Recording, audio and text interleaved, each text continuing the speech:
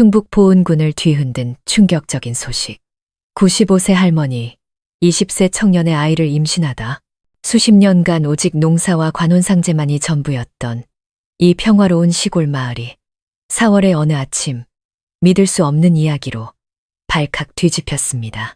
여러분, 지금부터 들려드릴 이야기는 단순한 가십이 아닙니다. 한 인간의 존엄성과 우리 사회의 민낯을 적나라하게 보여주는 충격적인 실화입니다. 잠시도 눈을 뗄 수 없을 겁니다. 수십 년간 홀로 살아온 95살의 박복래 할머니. 그런 할머니가 갑자기 임신을 했다는 소식. 처음에는 그저 짓궂은 장난이려니, 누군가 관심을 끌기 위해 꾸며낸 이야기려니 했습니다.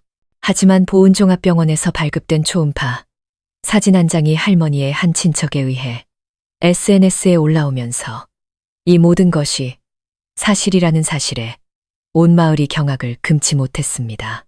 그 종이에는 선명하게 적혀 있었습니다. 자국 내 태아 형태의 구조물 발견, 지속적인 추적 관찰 요망.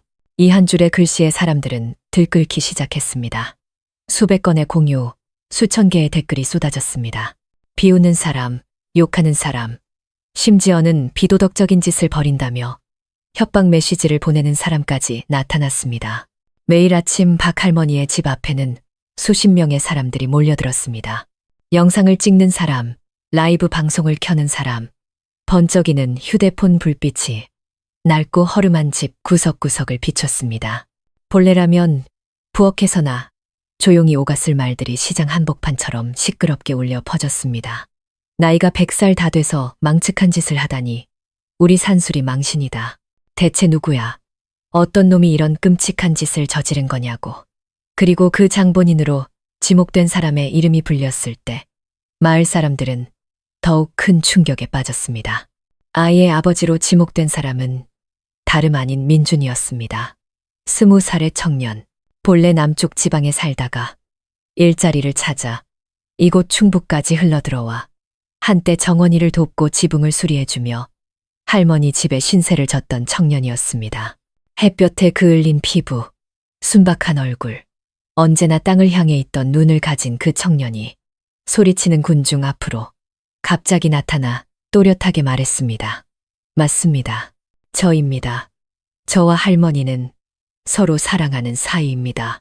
아이도 사실입니다. 부정하지 않겠습니다. 모두를 놀라게 해드려 죄송하지만 저는 할머니를 사랑합니다. 마을 전체가 숨을 죽였습니다. 어떤 사람은 민준의 얼굴에 신발을 집어 던졌고 한 할머니는 날카롭게 소리쳤습니다. 사랑은 무슨 놈의 사랑. 저놈이 할머니 땅이랑 돈 보고 홀린 거지. 그리고는 우르르 박 할머니의 집으로 몰려가 흑백을 가리자며 아우성을 쳤습니다. 들끓는 여론뿐만 아니라 가족들 역시 발칵 뒤집혔습니다. 서울에서 고등학교 교사로 일하는 박 할머니의 유일한 손자 혁수 씨는 그 소식을 듣자마자 밤차를 타고 분노에 차 고향으로 달려왔습니다. 그는 집에 들어서자마자 다짜고짜 초음파 사진을 빼앗아 들고 소리쳤습니다. 할머니, 미치셨어요? 어떻게 저런 놈한테 이 지경까지 속으실 수가 있어요? 손주인 저는 어디다 두시고 이렇게 집안 망신을 시키세요? 햇볕에 말린 나무십처럼 쭈글쭈글한 얼굴, 짧게 깎은 백발의 박 할머니는 아무 대꾸도 하지 않았습니다. 그저 낡은 집 한가운데 노인 평상에 앉아있을 뿐이었습니다. 흐릿하지만 단호한 눈빛으로 할머니는 한참 침묵하다가 천천히 입을 열었습니다. 나는 아직 살아있다. 내 몸은 내가 결정할 권리가 있어. 그 한마디는 도덕의 잣대를 들이대던 사회 전체의 뺨을 후려치는 듯 했습니다. 평생을 그림자처럼 조용히 살아온 할머니가 다시 한번 여론의 폭풍 한가운데에 섰습니다. 하지만 이번에는 혼자가 아니었습니다. 할머니 곁에는 한 젊은 청년이 있었습니다. 그것이 실수일 수도, 미친 짓일 수도 있지만 그는 수많은 경멸의 눈초리 속에서 유일하게 할머니의 손을 잡아준 사람이었습니다. 이 기이한 사랑 이야기 뒤에 숨겨진 진실은 무엇일까요? 할머니의 뱃속 아이는 정말 존재하는 걸까요? 아니면 그저 잔인한 운명의 장난일까요? 그리고 무려 75살의 나이 차이를 넘어선 사랑이 과연 존재할 수 있을까요? 이 전대미문의 사건 속으로 산수리 마을 전체가 휘말려 들어가면서 모든 진실이 밝혀지기 시작합니다. 민준이 처음 산수리 마을에 발을 디딘 날, 하늘에서는 겨울을 재촉하는 가랑비가 추적추적 내리고 있었고, 북동풍이 마을 뒤 대나무 숲을 스치며 윙윙거렸습니다. 그의 임시비옷은 갈기갈기 찢어져 있었고, 갈라진 두 발은 흙투성이었습니다. 걸음걸이는 술 취한 사람처럼 비틀거렸습니다. 사흘 동안 제대로 된 음식을 입에 넣지 못했습니다. 그저 예전에 사둔 라면 몇 봉지와 생수 한 병으로 겨우 연명하고 있었습니다. 해진 배낭을 맨 채 민주는 마을을 돌아다니며 일자리를 구했지만 가는 곳마다 거절당했습니다. 그는 본래 가난한 남쪽 시골 출신으로 아버지는 일찍 돌아가시고 어머니는 재혼했습니다. 중학교를 마치자마자 집을 나와 막노동을 전전하다 군에 입대했습니다. 제대 후 집으로 돌아가고 싶지 않았던 민주는 충청도로 가면 농사일을 구하기 쉽다는 소문을 듣고 무작정 길을 나섰습니다.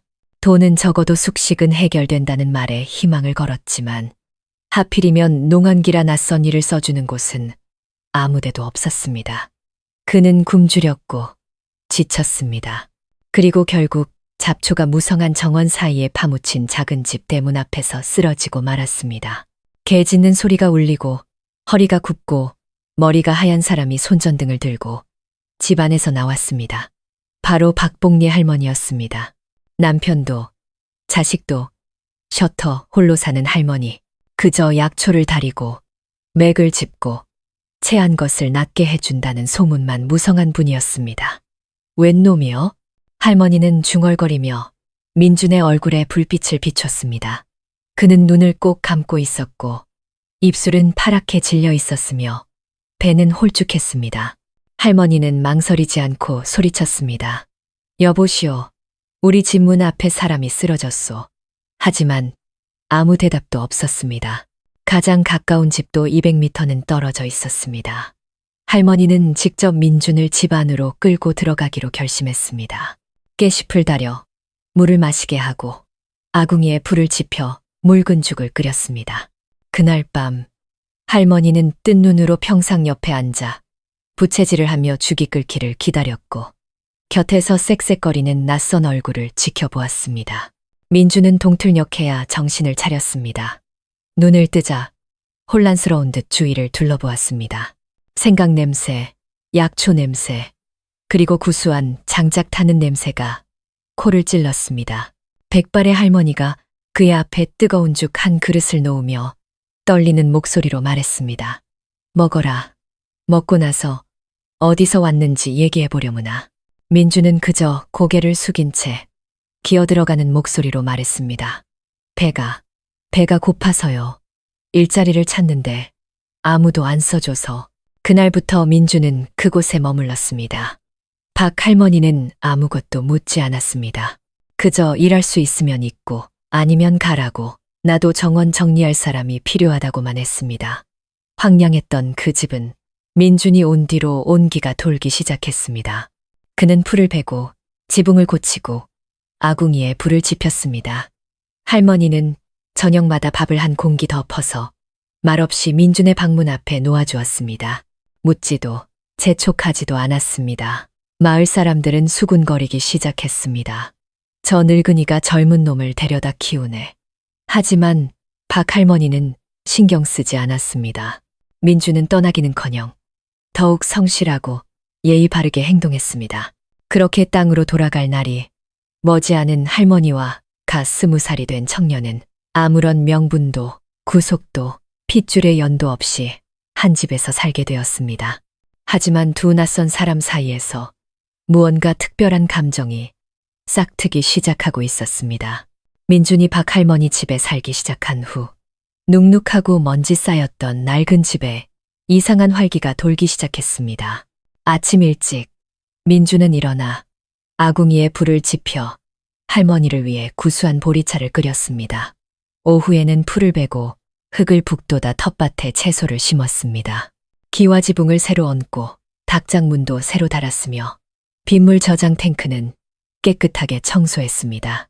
마을 사람들도 지나가며 보는 시선이 달라지기 시작했습니다. 저 총각, 보기보다 부지런하네. 민주는 할머니의 과거를 묻지 않았고 할머니도 그의 과거를 궁금해하지 않았습니다. 그들은 마치 전생에서부터 알고 지낸 사이처럼 담담하게 함께 살았습니다. 어느 날 할머니가 툇마루에서 약초를 다리고 있을 때 민준이 지나가며 조용히 물었습니다. 할머니는 왜 같이 사는 가족이 없으세요? 할머니는 퉁명스럽게 대답했습니다. 다 죽었다. 나만 아직 안 죽었지.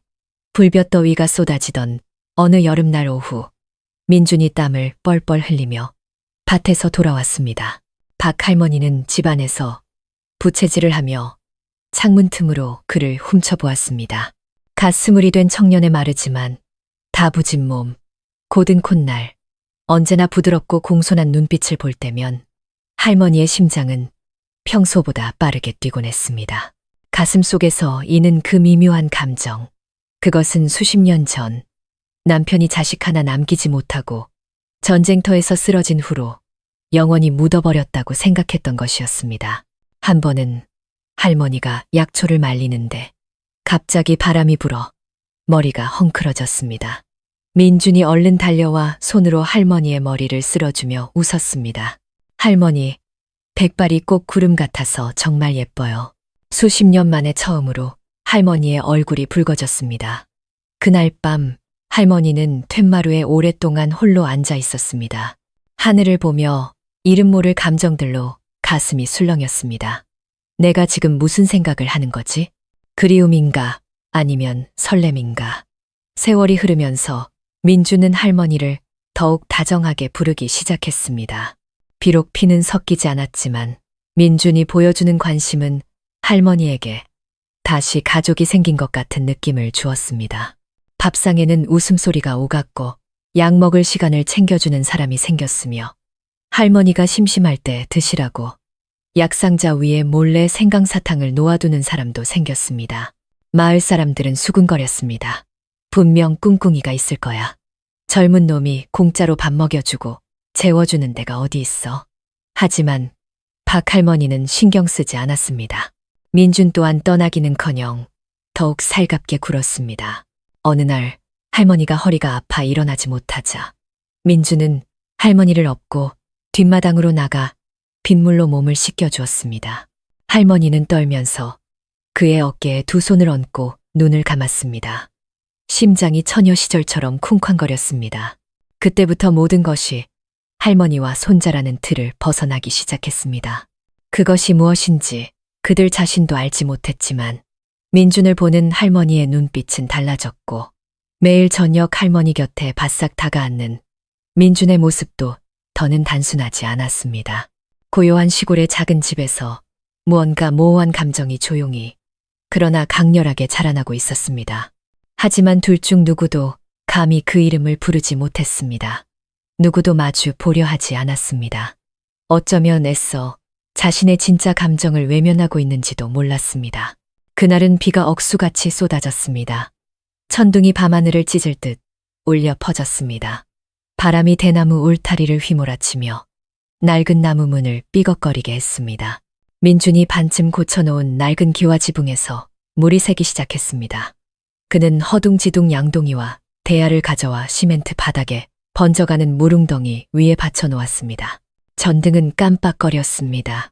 박 할머니는 침대 구석에 웅크리고 앉아 찬바람에 어깨를 살짝 떨고 있었습니다. 추우세요? 불이라도 지펴드릴까요? 민준이 말했지만 할머니는 바람에 흔들리는 커튼에서 눈을 떼지 않은 채 고개를 저었습니다. 바로 그때 쾅하는 소리와 함께 창문이 바람에 부서지듯 열리며 빗물이 사방으로 튀었습니다. 민준이 창문을 닫으려 달려갔다가 깜짝 놀랐습니다. 경첩이 떨어진 창문이 그의 어깨 위로 떨어지면서 피가 흘러나왔습니다. 그는 이를 악물고 고통을 참으며 부서진 창문을 끌어안고 버텼습니다. 그것을 본 박 할머니가 떨리는 걸음으로 내려와 피 흘리는 민준의 팔을 붙잡았습니다. 앉아, 내가 약 가져올게. 할머니는 반박을 허용하지 않는 단호한 목소리로 말했습니다. 민준이 자리에 앉아 희미한 등잔불이 그의 얼굴을 비췄습니다. 햇볕에 그을린 피부, 도드라진 광대뼈, 고든 콧날, 비에 젖었지만 여전히 불꽃처럼 빛나는 눈. 할머니는 수건으로 핏자국을 닦아낸 뒤 손가락에 약수를 묻혀 그의 어깨에 발라주었습니다. 그 순간 나이의 간격은 마치 존재하지 않는 듯했습니다. 주름지고 떨리는 손과 젊고 뜨거운 어깨. 공간은 고요했고 오직 무겁게 끊어지는 숨소리만이 들려왔습니다. 민주는 감히 할머니를 쳐다보지 못했지만 할머니의 손이 떨리는 것을 똑똑히 느낄 수 있었습니다. 나이 들어 힘이 없어서가 아니라 무언가 다른 이유 때문이었습니다. 그리고 그 손은 그의 쇄골 부근에서 멈칫했습니다. 마치 거두고 싶지만 그럴 수 없는 것처럼 망설였습니다. 제가 할게요. 민준이 작게 말했지만 몸을 움직이지는 않았습니다. 박 할머니는 당황하며 손을 거두었고 둘 사이에는 침묵이 흘렀습니다. 밖에서는 여전히 비가 쏟아지고 있었습니다. 잠시 후 민준이 마른 옷으로 갈아입고 나왔을 때 박 할머니는 대나무 의자에 앉아 등잔불만 바라보고 있었습니다. 할머니는 말이 없었습니다. 민준도 평소처럼 자기 방으로 들어가지 않고 벽에 등을 기댄 채 바닥에 앉았습니다. 고개를 기울이고 눈을 반쯤 감은 채 두 사람 사이에는 숨막히는 침묵이 흘렀습니다. 다시 바람이 불어 집이 흔들렸습니다. 박 할머니가 일어나 떨리는 손으로 담요를 집어들었습니다. 할머니가 민준의 몸에 담요를 덮어주려 허리를 숙이는 순간 갑자기 민준이 눈을 떴습니다. 그의 시선이 할머니의 눈과 정면으로 마주쳤습니다. 깊고 흐릿했지만 할머니가 평생 동안 묻어두었던 어떤 빛이 담겨 있었습니다. 시간이 멈춘 듯 긴 시선이었습니다. 박 할머니는 얼어붙은 채 서 있었습니다. 온몸이 떨렸습니다. 바람 때문인지 아니면 그 눈빛 때문인지 알 수 없었습니다. 할머니는 돌아서서 비틀거리며 방으로 들어갔습니다. 문이 닫혔지만 할머니의 마음은 더 이상 예전처럼 평온하지 않았습니다. 그날 밤 할머니는 잠을 이루지 못했습니다. 머릿속에는 계속해서 그 눈빛이 맴돌았습니다. 젊은 청년의 눈빛, 그러나 이름 붙일 수 없는 감정을 담고 있던 그 눈빛. 민준 또한 잠들지 못했습니다. 그는 조용히 앉아 할머니의 방문을 바라보았습니다. 그의 안에서 무언가가 자라나고 있었습니다. 감사의 마음을 넘어선 더 이상 할머니를 그저 할머니라고 부를 수 없게 만드는, 적어도 마음속에서는 무언가가 느리고 조용히, 그러나 더 이상 막을 수 없이 싹트고 있었습니다. 큰 비가 내린 그날 밤 이후 박 할머니와 민준 사이에는 보이지 않는 막이 생긴 듯 했습니다. 누구도 입 밖으로 내지 않았지만 둘 다 일상이 예전 같지 않음을 느꼈습니다. 식사 시간은 더 조용해졌고 서로의 눈을 피하는 일이 잦아졌으며 벽 하나를 사이에 두고 뜬 눈으로 밤을 지새우는 날도 많아졌습니다. 박 할머니는 민준의 작은 행동 하나하나에 신경 쓰기 시작했습니다. 마당을 걷는 그의 발소리, 이른 아침 빗자루질하는 소리, 물을 퍼서 씻는 소리, 모든 것이 갑자기 가깝게 느껴지면서 이상하게 가슴을 저미게 했습니다. 심장이 아픈 것이 아니라 감정이었습니다. 반세기도 더 전에 마음속에서 죽었다고 생각했던 그 감정이었습니다. 어느 날 오후, 민준이 뒷마당에서 대나무 바구니를 엮고 있을 때 박 할머니가 시원한 보리차 한 잔을 들고 나왔습니다. 함께 산 지 몇 달 만에 처음으로 할머니는 부드러운 목소리로 물었습니다. 민준아, 어릴 때 누군가를 안아주는 법을 배운 적 있니? 민준은 고개를 들고 깜짝 놀랐습니다. 할머니가 농담을 하는 건지 진심인지 알 수 없었지만 할머니의 눈빛은 텅 비어 있었습니다. 그는 그저 멋쩍게 웃으며 말했습니다. 사귀던 여자친구는 있었는데 안아본 적은 없어요. 맨날 일만 하느라 바빴거든요. 할머니는 고개를 끄덕였습니다. 대화는 거기서 끝났지만 두 사람의 마음속에서는 마치 문이 살짝 열린 듯 했습니다. 그날 밤 또다시 비가 내렸습니다. 지난번처럼 요란하지 않고 끈질기게 추적추적 내렸습니다. 빗물은 지붕 틈새로 스며들어 바닥으로 떨어지며 심장 박동처럼 규칙적인 소리를 냈습니다. 박할머니는 평상에 누워 잠을 이룰 수 없었습니다. 툇마루에서는 민준이 여전히 잠들지 못하고 있었습니다. 낡은 배낭에 머리를 기댄 채 대나무 의자에 웅크리고 앉아 있었습니다. 바람이 불 때마다 그의 어깨가 살짝 떨렸습니다. 할머니는 몸을 돌려 문틈으로 그를 보았습니다. 그 마른 그림자를 보자 할머니는 자신도 모르게 나지막이 불렀습니다. 민준아, 그가 깜짝 놀라 대답했습니다. 네, 춥냐? 그는 잠시 침묵하다가 가볍게 고개를 끄덕였습니다. 이리 와서 자거라. 방은 하나지만 잠자리는 두 개다. 내가 누구 잠을 빼서 먹기라도 하겠니? 민주는 몇 초간 망설이다가 일어섰습니다. 그는 할머니 방으로 들어왔습니다. 발걸음이 너무나 조심스러워 마치 할머니를 놀라게 할까봐 두려워하는 듯 했습니다. 할머니는 벽 옆 예전에 말린 나무를 두었던 작은 공간을 가리켰습니다. 거기 돗자리 깔고 누워 코만 골지 않으면 된다. 할머니는 농담을 했지만 목소리는 떨리고 있었습니다. 작은 방에는 이제 늙은이와 젊은이 두 사람이 있었습니다. 그들의 숨결이 빗소리와 섞였습니다. 민주는 벽을 향해 돌아 누웠고 할머니는 눈을 뜬 채 똑바로 누워 있었습니다. 한밤중 작은 소리가 들렸습니다. 할머니가 돌아보니 민준이 몸을 웅크린 채 떨고 있었습니다. 춥냐? 네, 바람이 들어오나 보구나. 민준이 대답했습니다. 할머니는 몇 초간 망설이다가 조심스럽게 자신의 이불을 끌어당겨 민준의 몸 위로 덮어주었습니다. 같이 덮으면 따뜻할 게다. 할머니는 여전히 천장을 바라보며 작게 말했습니다. 방은 여전히 조용했지만 한 뼘 거리의 두 등 사이로 온기가 퍼져나가기 시작했습니다. 잠시 후 민준이 할머니 쪽으로 얼굴을 돌렸습니다. 그의 얼굴이 아주 가까이 있었습니다. 그의 눈빛은 더 이상 이전처럼 조심스럽지 않았습니다. 부드러웠습니다. 아주 부드러웠습니다. 할머니는 왜 재혼 안 하셨어요? 할머니는 희미하게 웃으며 슬픈 목소리로 말했습니다. 남편이 전쟁터에서 죽었어. 옛 맹세를 아직 풀지 못했지. 그럼 이제는 푸실 수 있나요? 그 질문은 고요한 밤을 가르는 칼날 같았습니다. 할머니는 대답하지 않았지만 그녀의 주름진 손이 민준의 손목을 가만히 스쳤습니다. 70여 년 만에 처음으로 할머니는 한 남자의 손길에 떨었습니다. 그날 밤 비는 마치 영원히 그치지 않을 것처럼 내렸습니다. 밖에서는 개구리 울음소리가 물방울 떨어지는 소리와 섞여 들려왔습니다.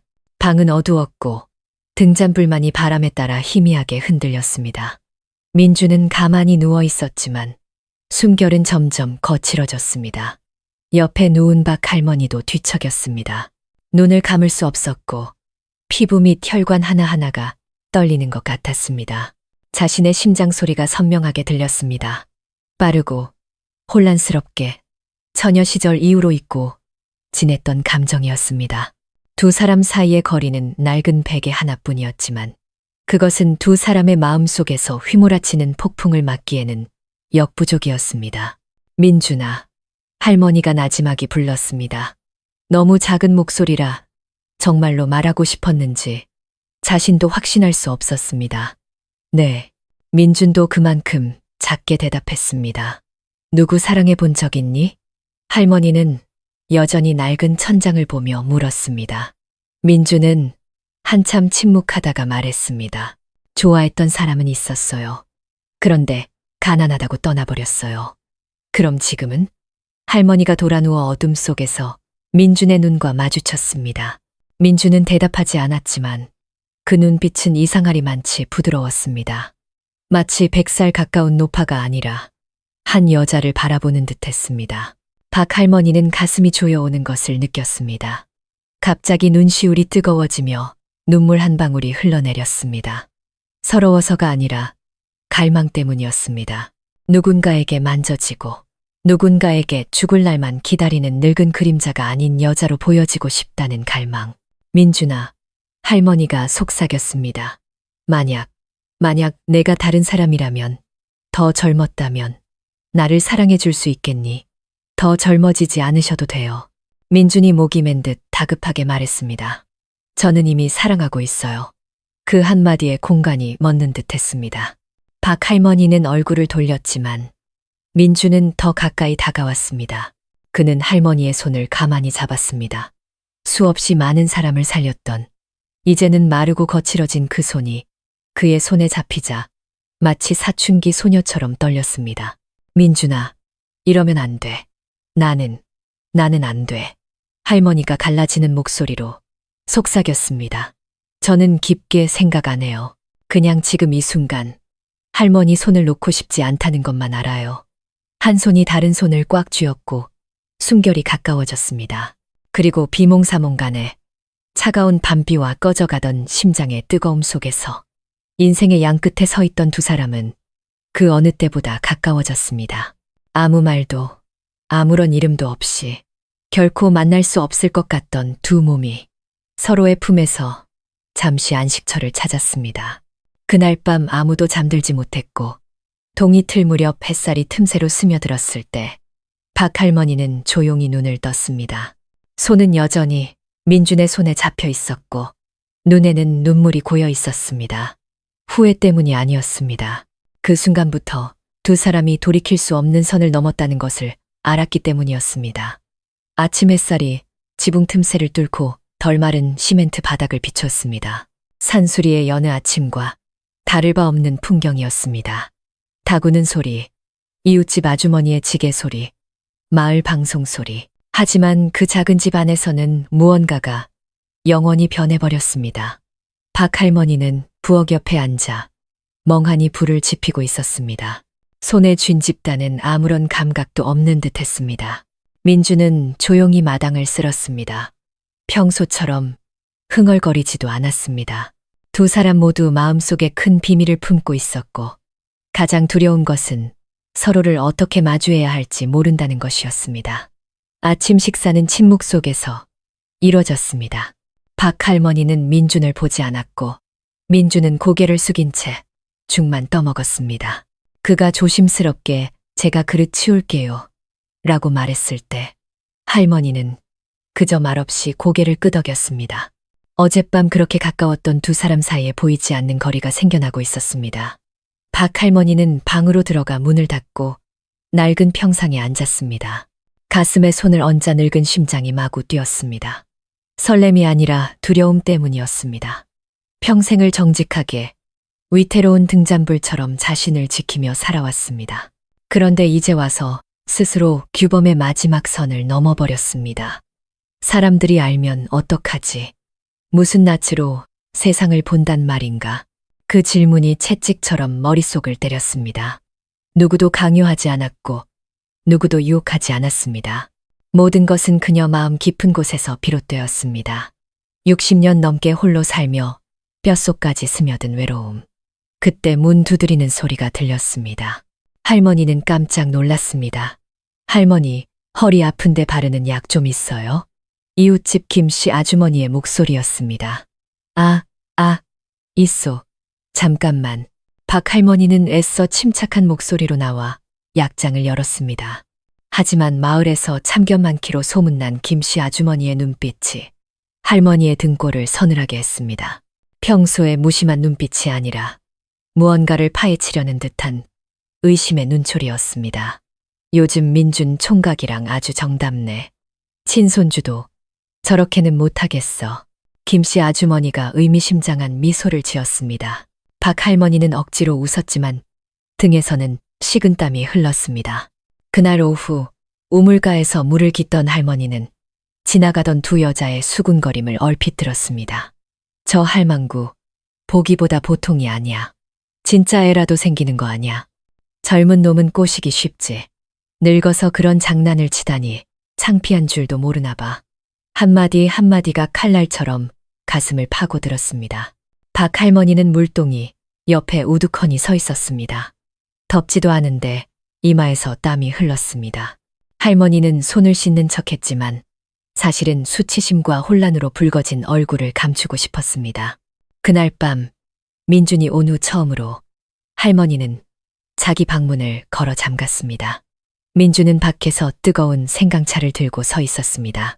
평소처럼 가져다 주고 싶었지만 문을 두드리지 못했습니다. 그는 돌아서서 툇마루로 나가 그림자처럼 조용히 앉아 있었습니다. 달이 뜨고 바람이 기왓장을 스쳤습니다. 두 사람 모두 알고 있었습니다. 나무 빗장이 아니라 마음속에 문이 닫혔다는 것을. 하지만 모든 것은 여기서 끝나지 않았습니다. 박 할머니는 거의 40년 동안 끊겼던 월경이 기이한 형태로 다시 시작된 것을 발견했습니다. 운명의 그 밤이 지나고 일주일 후, 박 할머니는 몸에 이상을 느꼈습니다. 처음에는 아랫배가 욱신거리며 아팠고, 이어서 피로감과 식욕부진, 불면증이 찾아왔습니다. 처음에는 노화 현상이라고 생각했지만, 속옷에 비친 비정상적인 핏자국을 발견했을 때, 할머니는 새파랗게 질렸습니다. 월경, 말도 안 돼. 50대 초반에 이미 폐경을 겪었고, 이제는 95살인데 있을 수 없는 일이었습니다. 할머니는 민준에게 차마 말하지 못했습니다. 며칠 동안 혼자 끙끙 앓으며 끔찍한 생각들로 머릿속이 복잡했습니다. 자궁근종인가? 아니면 자궁내마감? 아니면 천벌인가? 결국 어느 이른 아침 민준이 밭에 나간 사이 할머니는 낡은 옷가지를 챙겨 입고 쌀독에 모아둔 25,000원을 꺼내 몰래 버스를 타고 보은 종합병원으로 향했습니다. 할머니는 산부인과 대기실에서 중년 여성들 사이에 웅크리고 앉아 있었습니다. 사람들은 할머니를 쳐다보았습니다. 어떤 이는 눈살을 찌푸렸고 어떤 이는 소리내어 웃으며 속삭였습니다. 할머니, 과를 잘못 찾아오셨나 봐요. 박 할머니는 아무 말도 하지 않았습니다. 그저 한 번이라도 확실히 알고 싶었을 뿐입니다. 진찰 후 젊은 최 의사는 당황하며 몇 번이나 되물었습니다. 어르신, 연세가 어떻게 되세요? 95. 정말이십니까? 신분증 좀 보여주시겠어요? 의사는 할 말을 잃고 동료와 상의했습니다. 할머니는 초음파 검사와 피 검사를 받았습니다. 모든 절차는 조용히 진행되었지만 의료진의 눈빛에는 당혹감이 역력했습니다. 2시간 후 할머니는 진료실로 불려 들어갔습니다. 최 의사가 초음파 사진을 책상 위에 놓았습니다.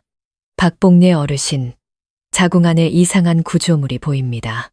태아집 같은 형태를 띠고 있습니다. 아직 단정할 수는 없지만 임신 가능성을 배제할 수는 없습니다. 박 할머니는 그 자리에 얼어붙었습니다. 심장이 미친 듯이 뛰었고 손이 떨려 의자를 붙잡아야 했습니다. 선생님, 저를 놀리지 마세요.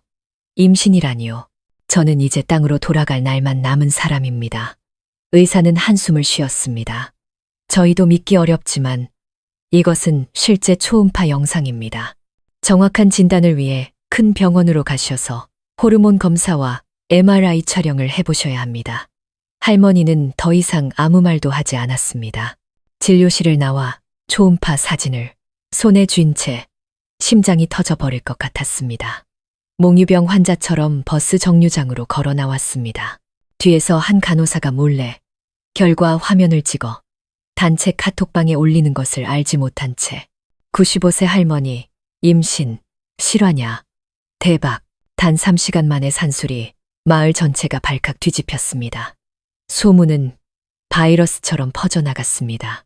찻집에서부터 부녀회, 지역 페이스북 그룹까지 모두가 떠들썩했습니다. 박 할머니가 민준이 애를 가졌대. 95살에도 가능하다고?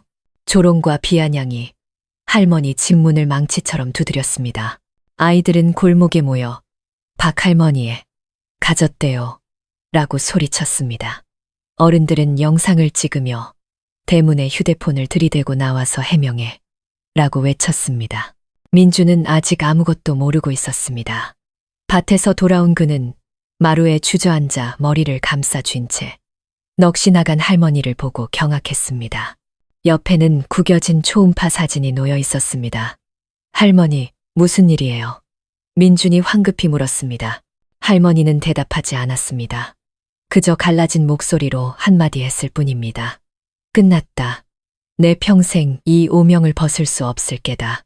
박 할머니가 젊은 청년의 아이를 임신했다는 소문은 하룻밤 사이에 지역 SNS를 뜨겁게 달궜고 초음파 사진은 인기 게시물이 되었습니다. 어딜 가나 백발의 할머니 사진과 함께 조롱 섞인 글이 보였습니다. 대한민국 최고령 임산부 95세 할머니의 회춘 비결. 역시 충청도는 우리를 실망시키지 않아 민주는 집 앞에 앉아 두 손을 마주 잡고 있었습니다. 눈가는 붉게 충혈되어 있었습니다. 그는 무슨 일이 일어나고 있는지 이해할 수 없었습니다. 그저 아침부터 수십 명의 낯선 사람들이 찾아와 손가락질하고 촬영하고 심지어 담벼락에 올라가 집안을 찍으려 했다는 것만 알 뿐이었습니다. 누군가 네가 정말 애 아빠냐? 라고 물을 때마다 그는 침묵했습니다. 두려워서가 아니라 어떻게 말해야 할지 몰랐기 때문입니다. 아무도 그가 100살 가까운 할머니를 사랑한다는 것을 믿지 않을 테니까요. 하지만 그는 진심으로 할머니를 아꼈습니다. 동정도 돈 때문도 아니었습니다. 그날 오후 택시 한 대가 멎더니 양복 차림의 한 남자가 내렸습니다. 눈에는 분노가 가득했습니다. 바로 박 할머니의 유일한 손자이자 서울의 고등학교 수학교사인 혁수였습니다. 그는 동료가 페이스북에서 우연히 본 사진을 통해 소식을 듣고 급히 휴가를 내고 달려온 것이었습니다. 혁수는 문을 밀치고 들어오며 소리쳤습니다. 할머니, 어디 계세요? 병원에 임신 검사 받으러 가신 거 맞아요? 박 할머니는 벽에 기댄 채 창백한 얼굴로 땀을 닦고 있었습니다. 대답이 없었습니다. 세상에, 무슨 생각을 하신 거예요? 이제 돌아가실 날도 얼마 안 남았는데 온 동네 사람들 웃음거리나 만드시고. 혁수는 거의 비명을 질렀습니다. 민준이 마당에서 들어와 두 사람 사이에 섰습니다. 혁수 씨, 목소리 좀 낮춰주세요. 할머니께서 힘들어 하십니다. 닥쳐. 혁수가 손가락질하며 외쳤습니다. 너는 뭔데 끼어들어? 우리 할머니 꼬드긴 게 너지? 여기 빌부터 살면서 변태 같은 짓이나 하고. 민주는 주먹을 꽉 쥐었습니다. 얼굴이 붉어졌지만 꾹 참았습니다. 지금 반응하면 모든 것이 더 나빠질 것을 알았기 때문입니다. 그는 천천히 말했습니다. 저는 할머니를 속이지 않았습니다. 돈 한 푼 받지 않았고 할머니를 아껴서 곁에 있었을 뿐입니다. 혁수는 비웃으며 으르렁거렸습니다. 사람들이 믿을 것 같아? 여론이 가만둘 것 같냐고? 이제 이 집은 두 번 다시 조용할 날 없을 거다. 그는 휴대폰을 꺼내 누군가에게 전화했습니다. 여보세요. 파출소죠. 제가 박봉례 씨의 유일한 직계 가족입니다. 불법 거주 및 노인 상대 재산 갈취 혐의로 조사를 요청합니다. 고소장을 접수하고 싶습니다. 박 할머니는 깜짝 놀라 기침을 터뜨렸습니다. 민준이 달려가 부축하려 했지만 혁수가 그를 밀치며 소리쳤습니다. 저리 비켜. 내 놈 따위가 우리 할머니 몸에 손댈 자격 없어. 집안 공기는 숨이 막힐 듯 무거웠습니다. 마당에는 이미 동네 아주머니들이 모여들어 구경거리라도 난 듯 휴대폰으로 촬영하고 있었습니다. 한 사람이 소리쳤습니다. 혁수가 잘하는 거야. 저 제비 같은 놈을 쫓아내지 않으면 우리 마을 전체가 망신당한다고. 박 할머니는 민준의 손을 잡고 힘겹게 몸을 일으켰습니다. 나는 누구에게 속은 게 아니다. 내가 스스로 결정한 거야. 거의 100년을 살았어. 이제 딱 한 번이라도 내 감정대로 살고 싶은데 그것도 안 되는 거냐? 그 말에 모두가 입을 다물었지만 침묵은 길지 않았습니다. 그날 오후 산수리 파출소 경찰들이 박 할머니의 집을 찾았습니다. 젊은 박순경이 들어와 민준에게 노인과의 부적절한 관계에 대해 조사해야 하니 파출소까지 동행해달라고 요청했습니다. 민준은 저항하지 않았습니다. 그는 그저 박 할머니를 돌아보며 평소처럼 다정한 눈빛으로 말했습니다. 걱정 마세요. 금방 다녀올게요. 처음으로 박 할머니는 소리내어 울었습니다. 민준은 산수리 파출소의 작은 사무실에 조용히 앉아 있었습니다. 앞에는 젊은 박순경이 부드럽지만 집요한 목소리로 질문을 던졌습니다. 조서에는 이미 불법 거주 및 노인 유인 재산 편취 혐의 조사라는 글씨가 적혀 있었습니다. 성함이 어떻게 되시죠? 김민준, 2005년생입니다. 박순경은 고개를 들었습니다. 그의 눈에는 안타까움이 서려 있었습니다. 민준 씨, 사실 저희도 난감합니다.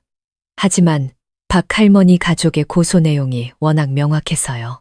주민등록상 거주지도 아니고 할머니와 동거하며 부적절한 관계를 맺었고 이제는 임신 문제까지 불거졌으니 그냥 넘어갈 수가 없습니다. 민주는 고개를 끄덕였습니다. 그는 변명하거나 피하지 않고 그저 작게 말했습니다. 저는 누구를 이용하지 않았습니다. 저는 진심으로 할머니를 사랑했습니다. 사랑이라고요? 95살의 할머니를요? 그 질문은 고요한 공간에 무겁게 떠 있었습니다. 박순경은 마치 정신병자를 대하듯 민준을 쳐다보았지만 청년의 얼굴은 여전히 평온했습니다.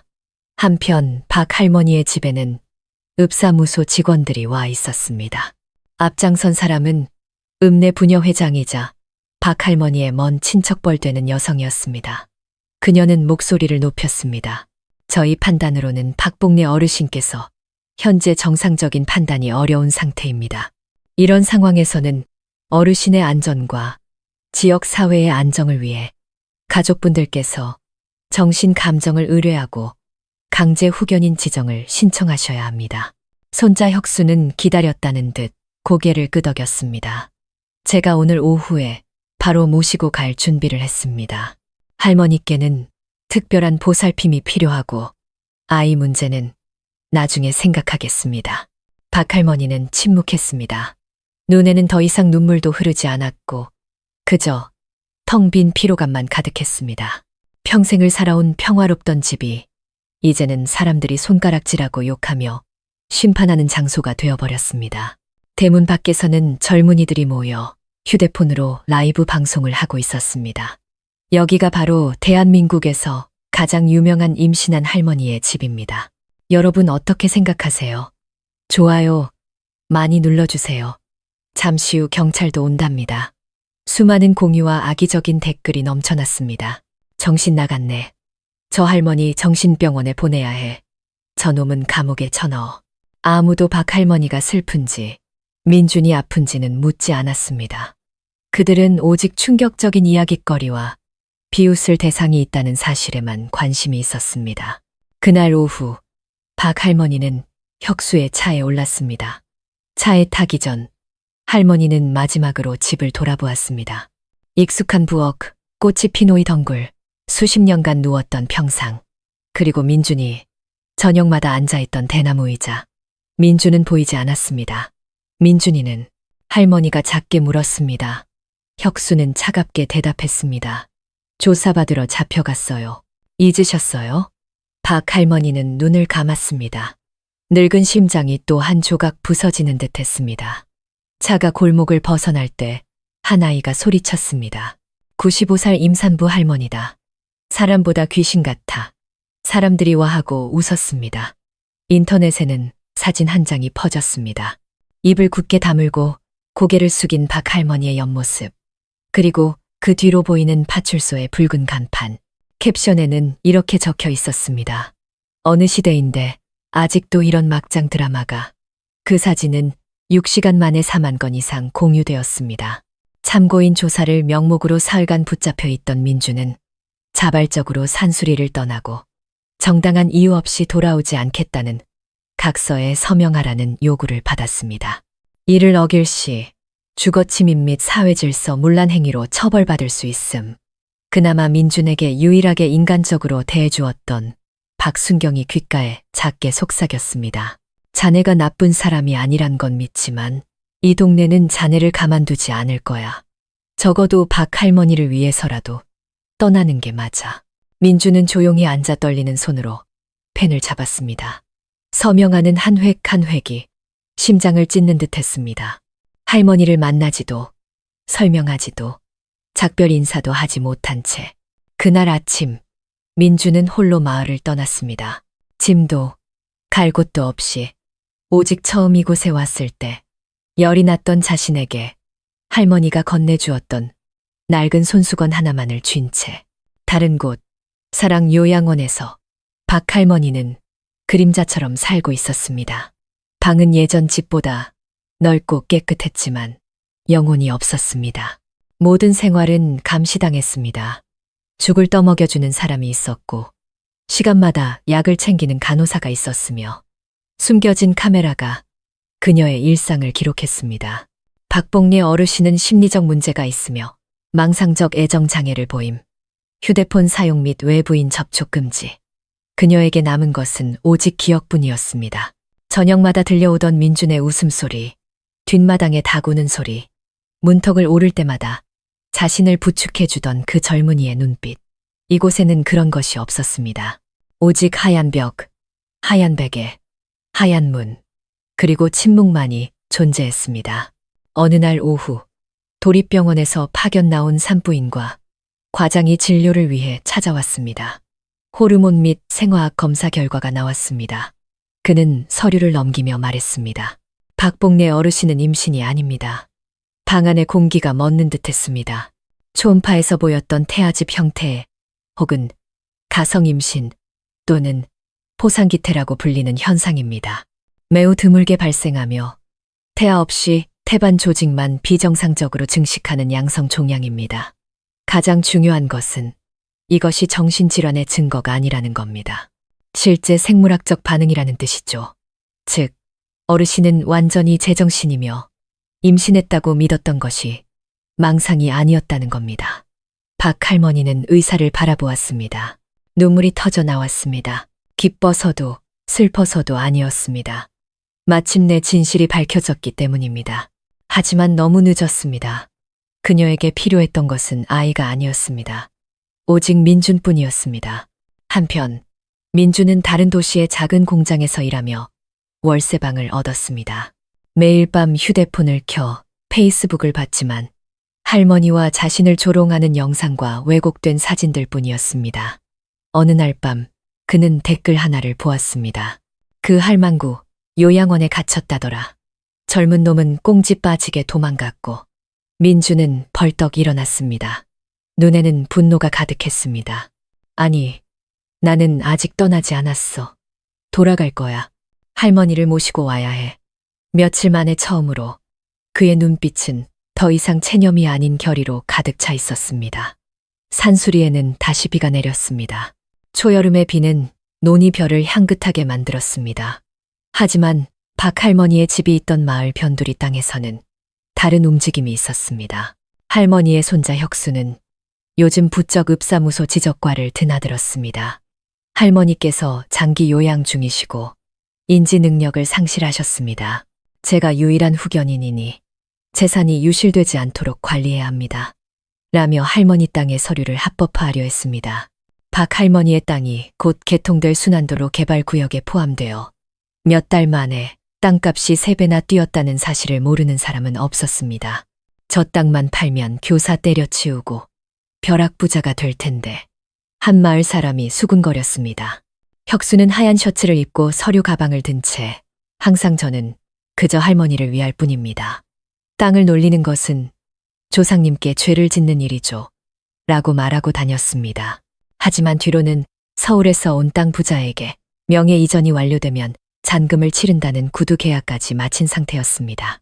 한편 민주는 처음 왔을 때처럼 조용히 마을로 돌아왔습니다. 그는 할머니 집이 이제 위험한 곳임을 알기에 예전에 신세를 졌던 늙은 목수 할아버지 댁에 머물렀습니다. 그날 밤 민주는 박 할머니 집 앞으로 갔습니다. 집은 텅 비어 차가웠고 대문은 새 자물쇠로 굳게 잠겨 있었습니다. 안을 들여다보니 잡초는 무성하고 기와는 사가 있었습니다. 할머니가 그를 위해 생강죽을 끓여주던 부엌은 텅 빈 껍데기만 남아 있었습니다. 그는 울타리를 꽉 쥐었습니다. 눈시울이 뜨거워졌습니다. 할머니는 살아계시고 아직 제가 필요해요. 그는 속삭였습니다. 다음 날 아침 민주는 버스를 타고 요양원으로 향했지만 쉽지 않았습니다. 가족도 아니고 속에서도 없는 그를 경비원은 문 앞에서 막아섰습니다. 저 어르신은 외부인 면회 금지입니다. 읍에서 내려온 지시예요. 민주는 돌의자에 앉아 오전 내내 기다렸습니다. 배달원으로 위장하려 했지만 실패했고 편지를 보내려 했지만 간호사는 어르신은 외부 서류를 받지 않으신다며 돌려보냈습니다. 실망한 채 돌아서려는데 한 젊은 간호사가 몰래 다가와 조용히 물었습니다. 혹시 민준 씨 아니세요? 민준은 깜짝 놀랐습니다. 어떻게 아세요? 그녀는 주위를 살피며 작게 말했습니다. 할머니께서 계속 민준 씨 이름만 부르세요. 정신이 드실 때마다 민준이는 어디 갔냐고 물으시고요. 너무 안타깝지만 위에서 접촉을 금지시켰어요. 손자라는 분이 모든 걸 통제하고 있거든요. 민준은 주먹을 꽉 쥐었습니다. 단 5분이라도 만나야 해요. 간호사는 한참 그를 바라보다가 작게 고개를 끄덕였습니다. 오늘 밤 10시 제 근무 시간이에요. 그때 혹시 무슨 실수가 생기더라도 저는 모르는 일이에요. 그날 밤 민주는 다시 요양원을 찾았습니다. 재킷을 뒤집어 쓰고 간호사가 살짝 열어둔 연문으로 들어갔습니다. 그는 조용한 복도를 조심스럽게 걸었습니다. 기계 소리와 소독약 냄새만이 가득했습니다. 203호. 그는 조심스럽게 문을 열었습니다. 침대 위 박할머니는 멍한 눈으로 옆으로 누워 있었습니다. 하지만 밖에서 빛이 들어오고 민준의 모습이 나타나자 할머니는 마치 잠에서 깨어난 듯 했습니다. 민준아, 민준이, 너 맞니? 할머니의 목소리는 갈라져 있었고 손은 떨렸습니다. 민준은 달려가 할머니를 끌어안았습니다. 두 사람은 소리 없이 울었습니다. 죄송해요. 너무 늦게 왔어요. 저를 못 만나게 했어요. 괜찮다. 나는 기다렸다. 네가 올 거라고 믿었어. 민주는 할머니의 손을 잡고 주머니에서 복사본 한 장을 꺼냈습니다. 도립병원 진단서였습니다. 할머니, 임신이 아니래요. 병이었지만 사실이었어요. 정신병도 망상도 아니었어요. 저들이 할머니를 가둬둘 권리는 없어요. 박 할머니는 미소 지었습니다. 알고 있었다. 하지만 네가 저 집을 지켜줘야 한다. 그곳이 내가 가진 유일한 기억이야. 할머니의 눈빛에 총기가 돌았습니다. 민주는 깨달았습니다. 할머니는 제정신이었고 누군가 할머니를 사라지게 만들 필요가 있었던 것입니다. 요양원에서 박 할머니를 다시 만난 직후 민주는 반드시 할머니를 그곳에서 모셔오고 억울함을 풀고 빼앗길 뻔한 땅을 지켜내야 한다는 굳은 결심을 했습니다. 그는 자신이 빈손이라는 것을 알았습니다. 하지만 그에게는 진실이라는 무기가 있었습니다. 그는 조용히 움직이기 시작했습니다. 먼저 읍사무소의 행정 담당자를 찾아갔습니다. 늦은 오후 그는 맥주 몇 캔과 고귀한 근을 사들고 그의 집을 방문했습니다. 아첨하지 않고 담담하게 말했습니다. 아저씨가 나쁜 분이 아니란 걸 압니다. 하지만 박할머니 땅명의 이전 절차를 누가 그렇게 재촉했는지 알고 싶습니다. 담당자는 한참 민준을 보다가 한숨을 쉬었습니다. 한 번만 말해주는 거네. 박할머니가 요양원에 들어간 후로 그 손자라는 혁수 씨가 매일같이 찾아왔어. 서류 처리를 빨리 해달라. 할머니가 정신이 온전치 못하니 합법적인 상속인이 필요하다면서 할머니가 판단 능력을 상실했다는 공식적인 문서가 있었나요? 민준이 다그쳐 물었습니다. 공식적인 결론은 없었지만 읍에서는 일단 가족의 후견인 신청을 잠정적으로 받아들인 상태였어. 가족이라고는 그 사람 하나뿐이었으니까. 민주는 고개를 끄덕였습니다. 조각들이 맞춰지기 시작했습니다. 혁수는 할머니가 아니라 땅 때문에 돌아온 것이었습니다. 두 번째로 민주는 자신을 도와줬던 간호사와 몰래 연락했습니다. 그녀를 통해 박 할머니의 진료 기록에는 행위 능력 상실이라는 소견이 전혀 없다는 중요한 사실을 알게 됐습니다. 단지 격리와 여론의 압박으로 인한 쇠약과 우울증 소견만 있을 뿐이었습니다. 민주는 그녀에게 그 서류를 몰래 촬영해달라고 부탁했습니다. 사진일 뿐이지만 혁수가 읍사무소를 압박한 것이 절차상 위법임을 증명하기에 충분했습니다. 세 번째로 민주는 박 할머니의 어릴 적 친구였던 늙은 목수 할아버지를 찾아갔습니다. 이야기를 들은 할아버지는 분노로 몸을 떨었습니다. 내가 혁수 저놈을 어릴 때부터 봤어. 할머니한테 단 하루도 찾아온 적 없던 놈이 이제 와서 땅 뺏으려고 나타난 게지. 할아버지는 민준에게 낡은 사진 한 장을 건네주었습니다. 젊은 시절 박할머니가 집 앞에 서 있는 사진이었습니다. 사진 뒤편에는 이런 글씨가 적혀 있었습니다. 이 집은 제사를 모시는 집이니 절대 팔아서는 안 된다. 민주는 마치 금이라도 발견한 듯 기뻤습니다. 제사를 모시는 집이라는 유언이 있다면 혁수는 집을 팔 권리가 없었습니다. 하지만 압박이 시작되었습니다. 그날 밤 월세방에 돌아오니 문이 부서져 있었습니다.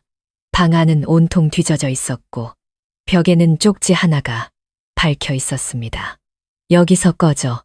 더 파고들면 뼈도 못 추릴 줄 알아. 누군가 그가 이 일을 파헤치고 있다는 것을 알고 있었습니다. 하지만 민주는 물러서지 않았습니다.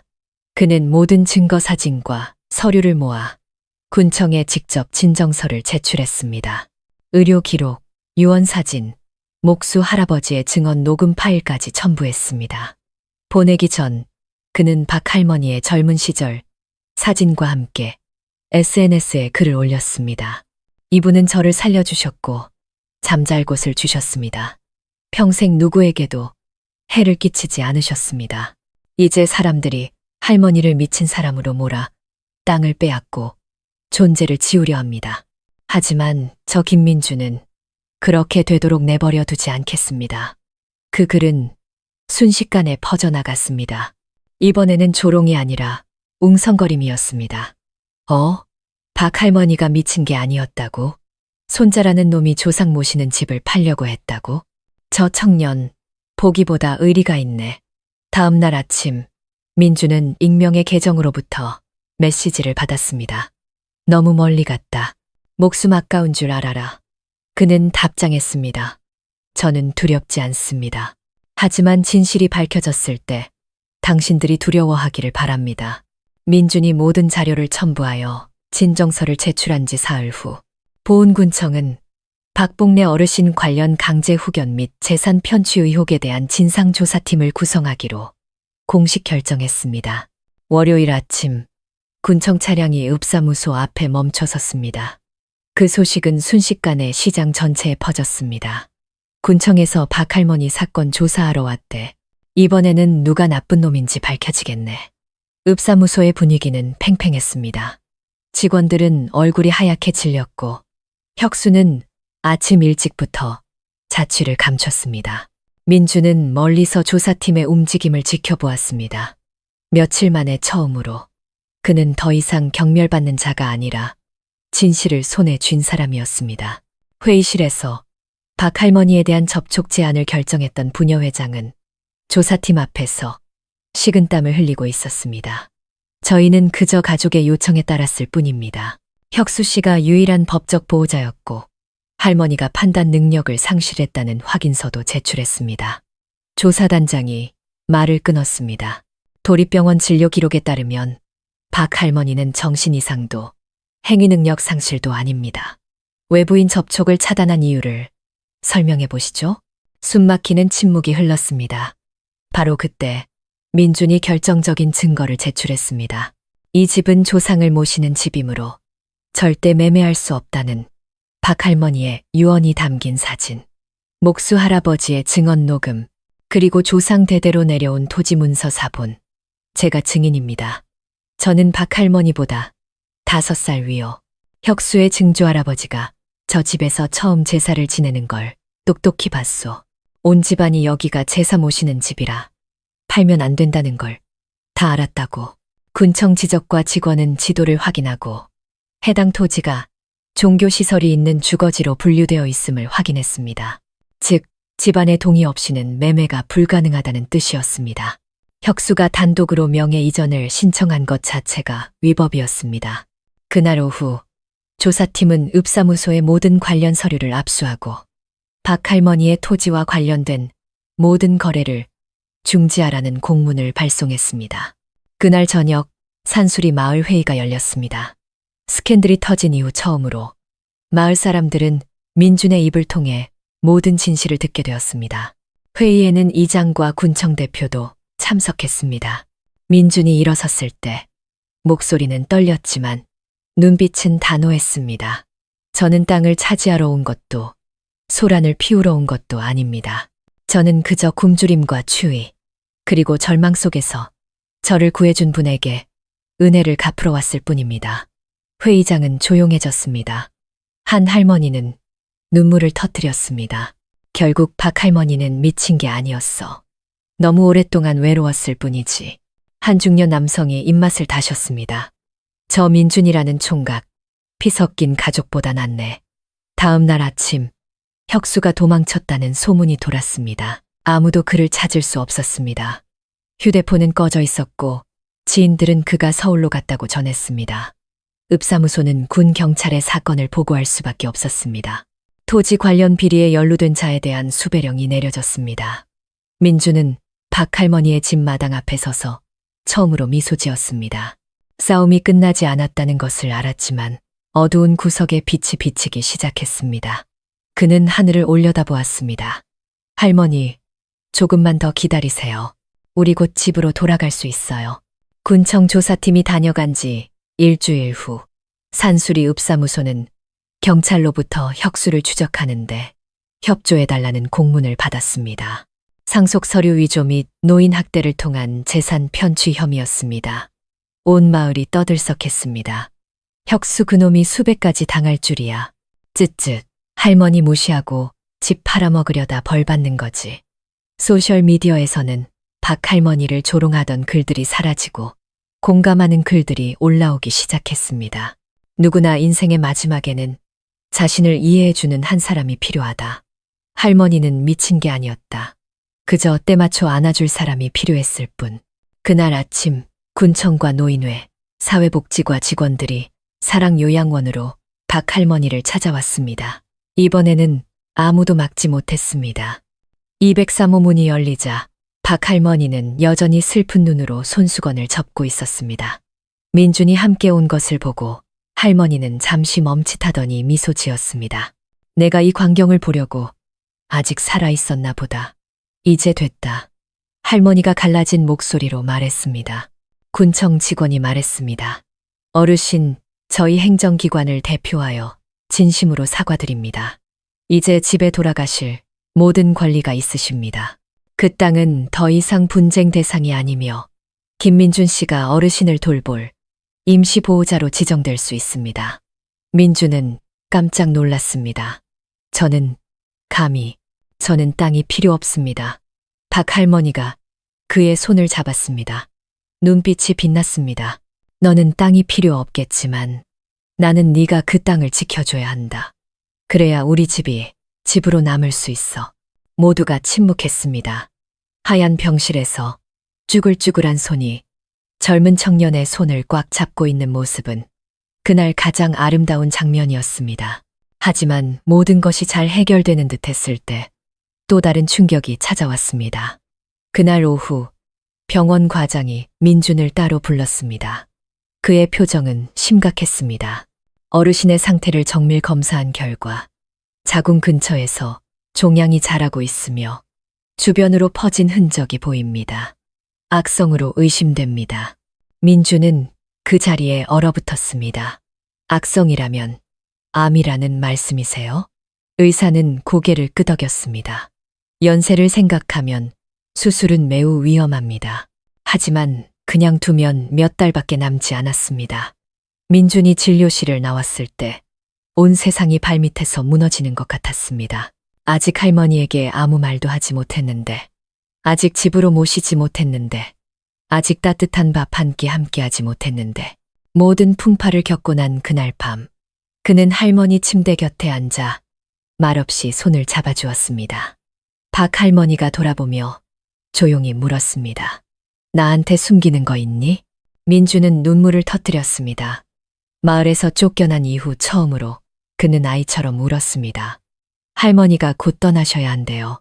저는 아직 아무것도 해드린 게 없는데. 박 할머니는 미소 지었습니다. 너는 이미 다 해주었다. 네가 이렇게 내 손을 잡아주는 것만으로도 충분해. 다음 날 민주는 이른 아침에 일어나 길가에서 들꽃 한 다발을 꺾어왔습니다. 할머니가 가장 좋아한다던 아무도 돌보지 않아도 꿋꿋하게 피어나는 꽃. 그는 병원으로 가져가 탁자 위에 놓으며 말했습니다. 할머니, 우리 내일 집으로 가요. 그날 아침, 수많은 폭풍우가 지나간 후, 하얀 차 한 대가 박 할머니와 민준을 태우고 낡은 집 앞에 조용히 멈췄습니다. 한때 떠들썩한 스캔들의 중심지였던 곳. 삐걱거리는 철문이 열렸습니다. 잡초는 무성했고 시멘트 바닥은 얼룩덜룩했습니다. 할머니가 눕던 평상은 앙상한 뼈대만 남아 있었습니다. 하지만 민준의 눈에는 폐허가 아닌 따뜻한 집이 보였습니다. 그는 할머니를 안아 차에서 내린 뒤 밤새 다시 만든 대나무 의자에 조심스럽게 앉혀드렸습니다. 할머니는 주위를 둘러보았습니다. 눈가에 눈물이 맺혔습니다. 다시는 돌아오지 못할 것이라고 생각했습니다. 민준이 옆에 앉아 손을 잡았습니다. 이제 아무도 할머니를 쫓아내지 못해요. 여긴 우리 집이에요. 영원히 할머니 집이에요. 그 후 며칠 동안 작은 마을은 조용히 변해갔습니다. 사람들이 찾아와 채소와 쌀을 놓고 갔습니다. 목수 할아버지는 손주들을 데려와 잡초를 뽑고 마당을 쓸었습니다. 예전에 할머니를 욕했던 사람들까지 찾아와 진심으로 사과했습니다.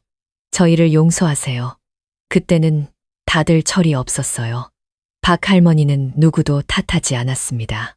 사람들 입이란 게 그런 거지. 내가 말하지 않으면 그들이 대신 말해주는 법이니까. 하지만 이제는 네가 있으니 두렵지 않다. 민주는 집을 수리하기 시작했습니다.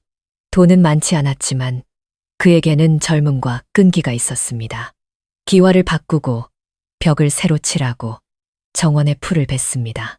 그는 조상들의 위패를 다시 모시고 낡은 물건들을 닦으며 눈물과 함께 향을 피웠습니다. 조상님, 부디 할머니가 조금만 더 살게 해주세요. 제가 은혜를 갚을 수 있도록. 하지만 폭풍은 결코 완전히 잠들지 않았습니다. 그날 밤, 민준이 부엌에서 불을 지피고 있을 때 오토바이 한 대가 굉음을 내며 멈춰섰습니다. 모자로 얼굴을 가린 익숙한 모습의 남자가 날카로운 눈빛으로 들어섰습니다. 오랜만이다. 김민준. 민준은 깜짝 놀랐습니다. 혁수였습니다. 그의 눈은 퀭했고 얼굴은 초췌했지만 눈빛은 여전히 계산적이었습니다. 그는 마치 아무 일 없었다는 듯 집 안으로 들어와 수리된 집을 훑어보며 비웃었습니다. 빠르네. 몇 주 만에 폐가를 새 집으로 만들다니. 대단한데. 민준이 문 앞을 막아섰습니다. 당신은 여기 들어올 자격이 없어. 우리 할머니가 아직 살아계시는데. 내가 법적 보호자야. 혁수가 소리쳤습니다. 너는 여전히 그냥 얹혀 사는 놈이고. 그 말은 뺨을 때리는 것 같았지만 민주는 대꾸하지 않았습니다. 할머니는 모든 위임 권한을 취소하셨고 당신은 더 이상 법적 후견인이 아니야. 혁수는 미친 듯이 웃었습니다. 내가 가만히 있을 것 같아. 내가 잃은 모든 것, 땅과 명예, 전부 되찾을 거다. 그는 서류 뭉치를 바닥에 던졌습니다. 나한테는 증인도, 녹취록도 있어. 늙은이를 꼬드겨서 유언장을 조작했다고 역으로 고소할 거다. 언론도 다시 부를 거고 이번에는 네가 더 이상 불쌍한 척도 못할 걸. 민주는 주먹을 꽉 쥐었지만 참았습니다. 고소하고 싶으면 해. 하지만 할머니는 더 이상 예전처럼 약하지 않으셔. 그리고 나도 더 이상 내 놈한테 고개 숙이던 김민준이 아니야. 집 안에서 박 할머니는 모든 것을 조용히 듣고 있었습니다. 할머니는 밖으로 나가지 않고 베개 밑에서 봉투 하나를 꺼냈습니다. 그 안에는 조사팀이 오기 전에 미리 공증까지 받아둔 새로운 위임장이 있었습니다. 유언에 따라 토지의 모든 사용 권한을 민준에게 상속한다는 내용이었습니다. 나는 나를 아껴준 사람에게 남긴다. 나를 핑계로 부자가 되려는 자에게는 남기지 않는다. 혁수가 떠나자 하늘에서는 큰 바람이 불고 천둥 번개가 쳤습니다. 마치 또 다른 폭풍을 예고하는 듯했습니다. 민주는 할머니를 껴안고 들판을 바라보았습니다. 무슨 일이 있어도 다시는 이 집에 누구도 손대게 하지 않을 거예요. 박 할머니는 고개를 끄덕였습니다. 폭풍이 오면 기둥을 세우고 바람이 불면 지붕을 덮으면 된다. 네가 있으니 나는 두렵지 않다. 혁수가 갑자기 다녀간 지 2주 후 산수리 마을에 또다시 이상한 아침이 찾아왔습니다. 낯선 차량 세대가 마을 입구에 멈췄습니다. 차에서 내린 10여 명의 사람들 중 3명은 카메라를, 2명은 유명 소셜 미디어 채널의 로고가 밝힌 마이크를 들고 있었습니다. 그들은 묻지도 않고 박 할머니 집 대문 앞에 장비를 설치하고 자극적인 제목으로 라이브 방송을 시작했습니다. 충격, 95세 할머니 임신 스캔들. 그 배우는 누구인가? 사람들은 또다시 구경하러 나왔습니다. 이번에는 언론이 억울함을 풀어주러 온 줄 알았지만 아니었습니다. 저희는 땅을 차지하기 위해 조작되었다는 의혹이 있는 이 사건을 재조사하러 온 독립 미디어 팀입니다. 저희 정보원에 따르면 동정표를 샀던 김민준이라는 청년은 사실 전문 사기꾼이며 박 할머니는 피해자인지 혹은 이 모든 것을 계획한 공범인지 밝혀낼 것입니다. 그들은 악의적인 목소리로 이야기를 재구성하며 중간이 잘린 녹음 파일을 증거로 제시했습니다. 그 속에서 박 할머니는 나는 이제 아무것도 몰라. 쟤들이 시키는 대로 했을 뿐이야. 라고 중얼거리고 있었습니다. 교묘하게 편집된 영상은 순식간에 퍼져나갔습니다. 시청자 수는 1시간도 안 돼 5만을 넘어섰습니다. 집 안에서 박 할머니는 산소 호흡기에 의지한 채 창백한 얼굴로 누워 있었습니다. 민주는 할머니의 얼굴이 모자이크 처리되고 말이 잘려나가는 것을 보고 온몸을 떨었습니다. 저들이 또다시 혀로 할머니를 죽이고 있어. 그는 밖으로 뛰쳐나가 촬영을 중단하라고 요구했습니다. 하지만 한여 기자는 비웃으며 말했습니다. 당신에겐 그럴 권리가 없어요. 여긴 공공도로고 저 할머니는 논란의 중심에 선 공인이니까요. 당신들은 이야기를 조작하고 있어요. 할머니는 아프시단 말입니다. 사람 목숨 가지고 장사하지 마세요. 한 촬영 기사가 퉁명스럽게 대답했습니다. 아프다고? 그럼 더 좋지. 드라마가 더 흥미진진해지잖아.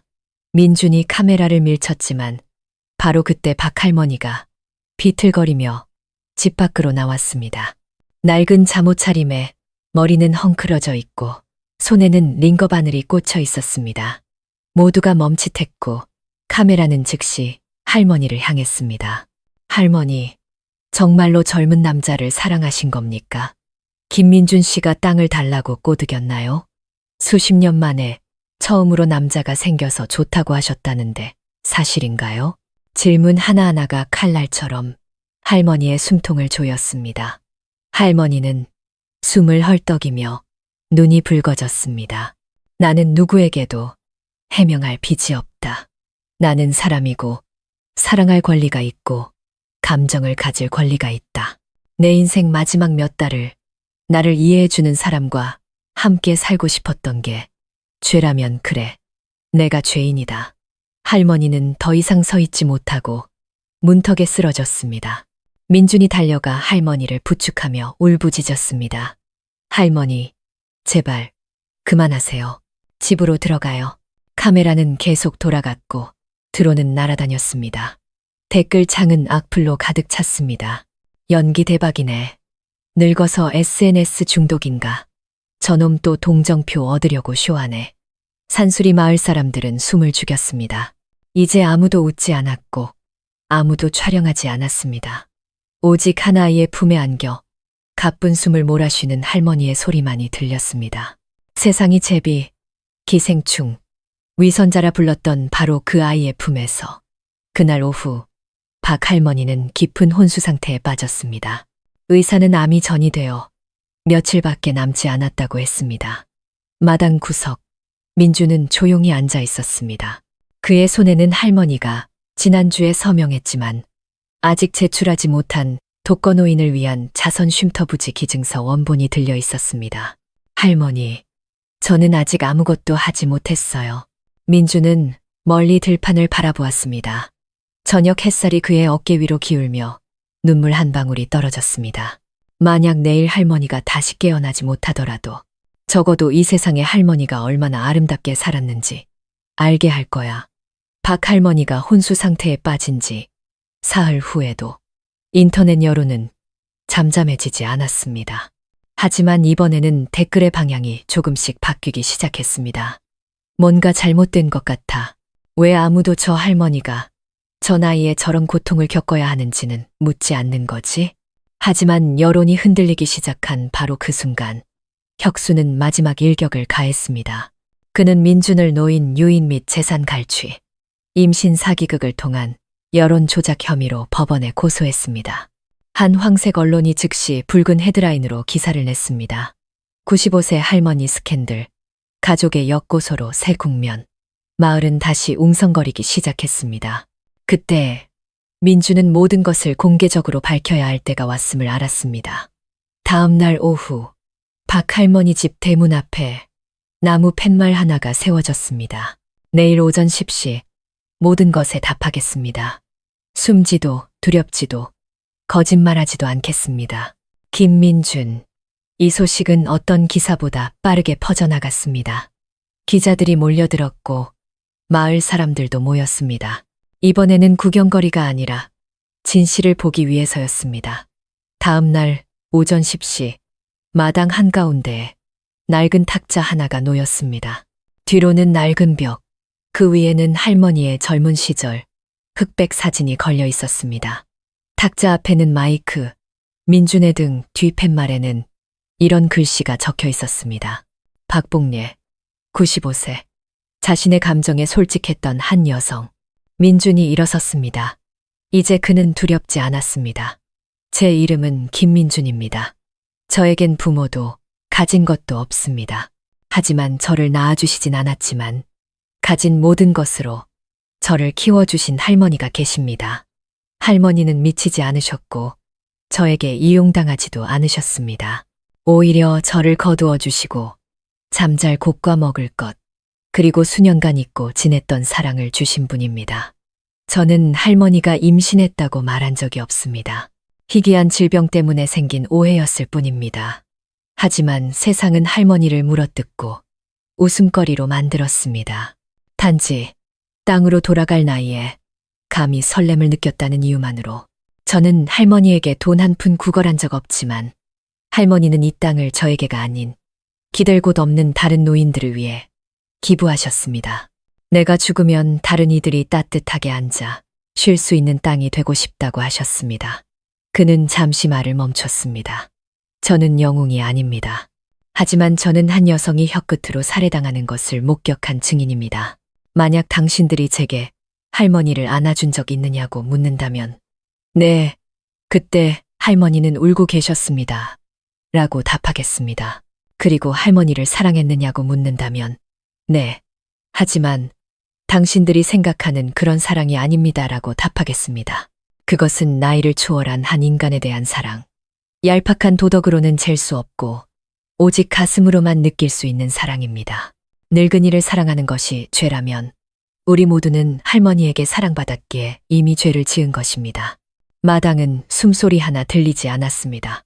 라이브 방송은 20만 명이 넘는 사람들이 시청하고 있었고 댓글창에는 처음으로 그를 옹호하는 글들이 올라오기 시작했습니다. 제가 틀렸습니다. 죄송합니다. 저 청년의 목소리는 떨리는데 한마디 한마디가 심장을 찌르네요. 이건 더 이상 나이 문제가 아니라 인격의 문제다. 기자회견을 마친 민주는 집으로 들어가 가쁜 숨을 몰아쉬는 박할머니의 손을 조용히 잡았습니다. 그는 속삭였습니다. 제가 다 말했어요. 이제 할머니가 한 번만, 딱 한 번만이라도 깨어나시면 돼요. 할머니의 눈가에서 눈물 한 방울이 조용히 흘러내렸습니다. 마른 손이 그의 손을 희미하게 쥐었습니다. 아침 햇살이 창틈으로 스며들 때 민주는 여전히 박 할머니의 침대 곁을 지키고 있었습니다. 뜬 눈으로 밤을 새운 눈은 퉁퉁 부어 있었지만 할머니의 손을 놓지 않았습니다. 그때 희미한 기침 소리가 들렸습니다. 민준이 고개를 들었습니다. 할머니, 박 할머니가 천천히 눈을 떴습니다. 민준아, 왜 울고 있니? 민준은 아이처럼 울음을 터뜨렸습니다. 할머니가 깨어나셨어요. 정말로 깨어나셨어요. 박 할머니가 깨어났다는 소식은 산수리 마을 전체에 퍼졌습니다. 사람들이 찾아왔습니다. 이번에는 수군거리기 위해서가 아니라 미안함과 연민, 그리고 약간의 참회를 전하기 위해서였습니다. 예전에 할머니를 부끄러운 줄 모르는 늙은이라고 욕했던 한 아주머니는 마당에 서서 고개를 숙였습니다. 정말 미안해요. 나도 자식도 너미인데 어떻게 그런 모진 말을 했는지 용서해 주세요. 이틀 후 군청 사회복지과에서 직접 민준을 찾아와 공문 한 장을 건넸습니다. 독거노인을 위한 희망의 집 시범 사업 지원에 관한 내용이었습니다. 자네의 기자회견을 봤네. 법으로는 잴 수 없고 오직 사람의 마음으로만 잴 수 있는 것들이 있더군. 자네가 이 길을 계속 갈 용기가 있다면 우리 행정도 외면하지 않겠네.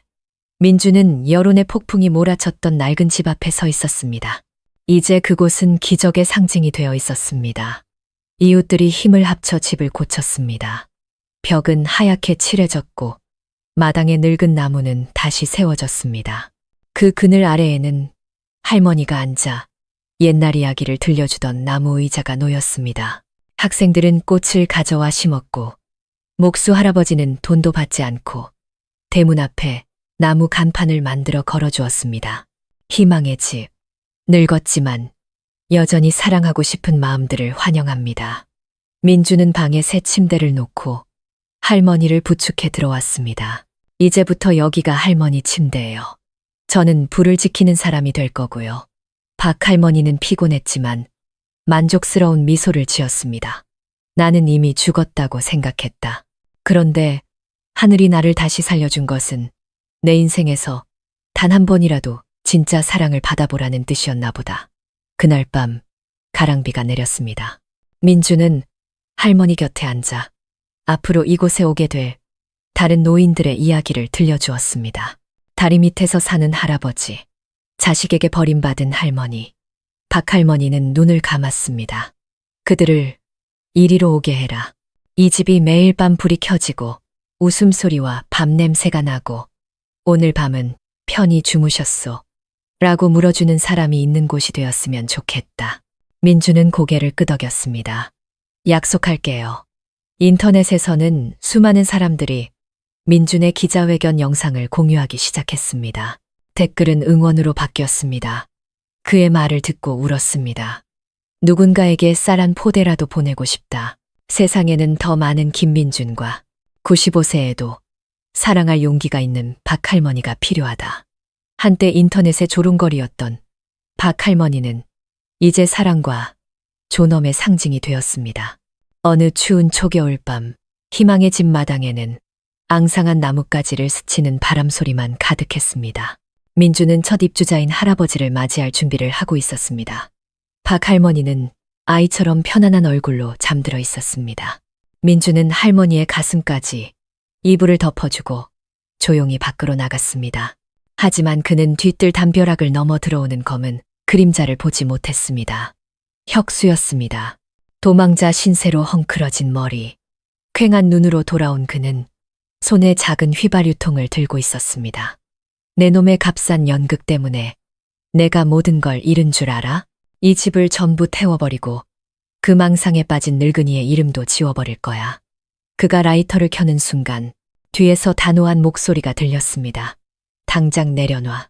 마을 이장님과 경찰, 그리고 손전등을 든 이웃들이 마당으로 들어섰습니다. 민준이 혁수가 돌아올 것을 예감하고 미리 연락해둔 것이었습니다. 혁수는 뒷걸음질 치다 도망치려 했지만 이미 마을 사람들이 모든 길을 막고 있었습니다. 예전에 할머니를 가장 심하게 욕했던 아주머니가 이번에는 혁수의 앞을 막아섰습니다. 이 집을 태우겠다고? 여긴 더 이상 박할머니 집이 아니야. 우리 모두의 마음이고 우리가 늙었을 때 기댈 희망이라고. 민준이 나와 조용히 혁수를 바라보았습니다. 당신은 파괴하는 것으로는 나를 이길 수 없어. 당신은 가장 소중한 것, 사람의 마음을 무시했을 때부터 이미 진 거야. 경찰이 혁수의 손에 수갑을 채웠습니다. 그는 더 이상 저항하지 않았습니다. 그는 주위 사람들의 눈빛을 보았습니다. 더 이상 민준을 향한 경멸이 아니라 자신을 향한 혐오가 가득했습니다. 모든 것을 되찾고 싶었을 뿐인데 결국 온 마을을 잃었구나. 다음 날 아침 하늘은 유난히 맑았습니다. 희망의 집에서는 첫 입주자를 위한 따뜻한 환영회가 열렸습니다. 그때 우체부가 손편지 한 통을 전해주었습니다. 텔레비전 뉴스를 보고 소식을 알게 된 멀리 남쪽 지방에 사는 박 할머니의 친딸이 보낸 것이었습니다. 내용은 짧았습니다. 어머니, 왜 저와 함께 가는 대신 그 낯선 사람과 그곳에 남으셨는지 이제야 알겠습니다. 어머니는 외로우셨던 게 아니라 제가 한 번도 어머니께 무엇이 필요한지 묻지 않았던 거였습니다. 죄송합니다. 올해 설에는 꼭 찾아뵙겠습니다. 민준이 편지를 읽어주자 박 할머니는 눈물을 흘리며 고개를 끄덕였습니다. 내 인생, 이제 여한이 없다. 그날 밤 민준은 대문 앞 게시판에 글을 썼습니다. 우리는 노인뿐만 아니라 상처받은 모든 사람을 환영합니다. 마을 사람들은 지나가며 그 글을 읽고 말없이 문 앞에 고구마, 달걀, 라면 같은 작은 선물들을 놓고 갔습니다. 사과는 때로 말이 아닌 행동으로 시작되는 것이었습니다. 새해 아침, 희망의 집에는 웃음소리가 가득했습니다. 박 할머니는 창가 작은 의자에 앉아 있었습니다. 피부는 더 쭈글쭈글해졌지만 눈빛은 이상하게 맑았습니다. 할머니는 민준에게 베개 밑에 숨겨둔 낡은 노트를 가져다 달라고 했습니다. 내 마지막 말이라고 생각하고 몇 자 적어다오. 민준은 가슴이 철렁했지만 펜을 들었습니다.